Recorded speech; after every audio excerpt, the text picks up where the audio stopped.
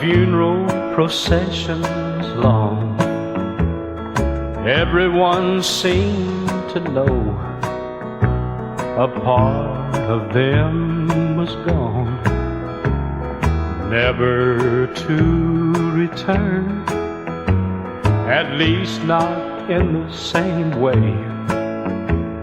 I dreamed that we buried country music yesterday.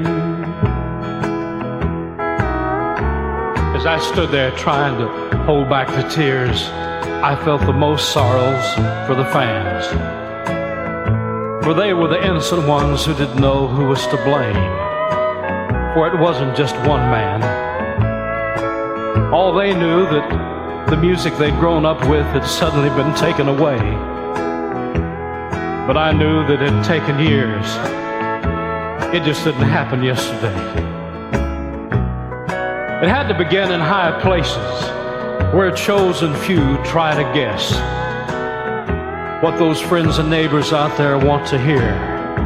And I suppose they thought it best to do away with all the drinking and cheating and redneck type of songs, forgetting as the years rolled by that those were the songs that America was brought up on. For within my short life on Music Row, I have personally seen it change from steel guitars and fiddles to a much different kind of game. From the heartfelt country hit to who had publishing on the song. And I thank God in my dream that those fans didn't know what really went wrong.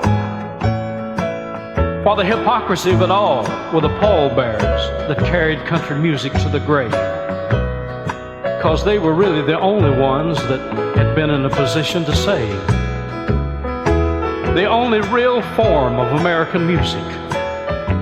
Could have still been around today if those 6 grieving pallbearers had stood in the way. There were 2 great record producers that had turned their talents to what they call MOR. And as Nashville went Hollywood, they forgot just who they were producing country music for. There were 2 young disc jockeys who overlooked Ernest and Hank when they looked through their mail, and 2 big magazine owners that had put their record charts up for sale.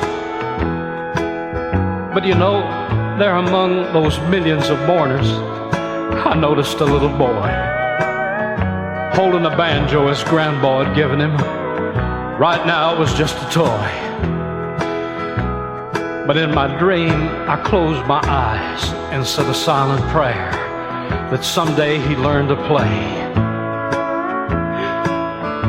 Yes, I dreamed that we buried country music yesterday.